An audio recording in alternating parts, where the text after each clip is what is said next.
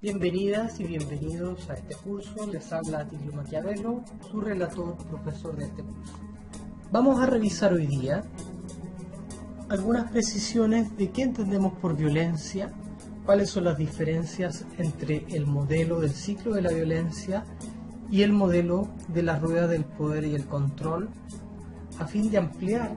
nuestra comprensión sobre lo que se entiende por violencia. Para esto, estudiaremos y conoceremos las distintas expresiones o manifestaciones de violencia de pareja y las diferencias más importantes entre el modelo teórico del ciclo y el modelo teórico del poder y control en la violencia de pareja. El ciclo de la violencia contempla las fases de acumulación de tensiones, la violencia misma, luego arrepentimiento, después habría una reconciliación en luna de miel y luego una fase de aparente calma.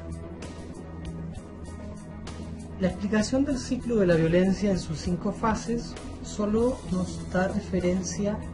a manifestaciones más explícitas de violencia, manifestaciones físicas y verbales como golpes, insultos, ofensas en los episodios críticos. Sin embargo, el análisis crítico que se hace a este modelo señala que la violencia y su amenaza son permanentes también durante las otras fases, aunque no sean violencias físicas las que se dan en las otras fases. Por ejemplo, la mal llamada luna de miel, que muchas veces culmina en tener sexo después de una agresión, para muchas mujeres no es más que un aumento en su degradación como mujer, como un acto que consolida más aún el poder de él sobre ella, un acto de abuso sexual o violación dentro de la pareja, ya que los actos sexuales sin pleno consentimiento son abusos sexuales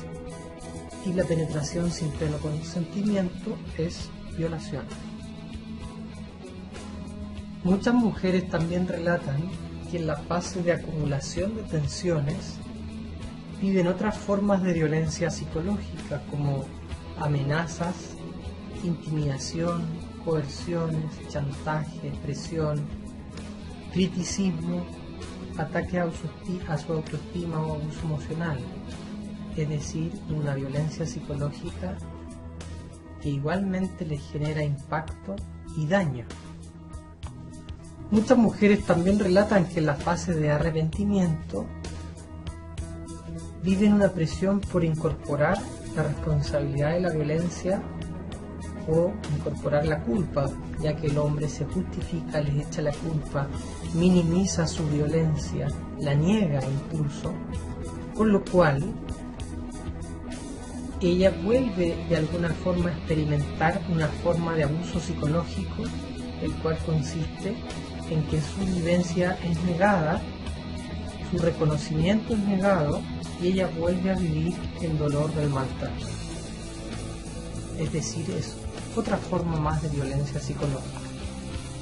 Y por último, en los momentos de aparente calma,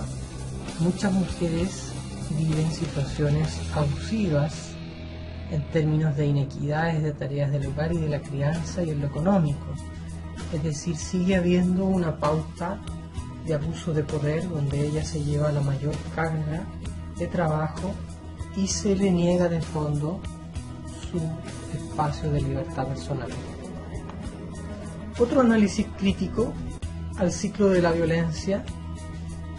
es que ésta surge desde una mirada de la experiencia más bien desde el lugar del sujeto masculino, siendo él quien experimenta la acumulación de tensiones, siendo él el que ejerce propiamente tal la etapa de violencia, que ejerce la violencia, y siendo él el que vivencia el arrepentimiento. Es más, aún la perspectiva del ciclo, que nos diría que la violencia es cíclica, no es el caso de todos los varones. Hay hombres que no ejercen una violencia física cíclica, sino que esto daría cuenta solo de algunos casos de personalidad. También existen casos de otros hombres que no ejercen nunca violencia física, sino que solo violencia psicológica. Por lo cual, el ciclo de la violencia nos deja algunas formas de violencia invisibilizadas y nos contribuiría a que no nos diéramos cuenta de esas violencias, no las nombráramos y por lo tanto no pudiéramos emprender acciones para detenerlas. Mientras que la teoría del ciclo destaca las emociones de miedo, amor y esperanza, una visión más amplia del círculo de la violencia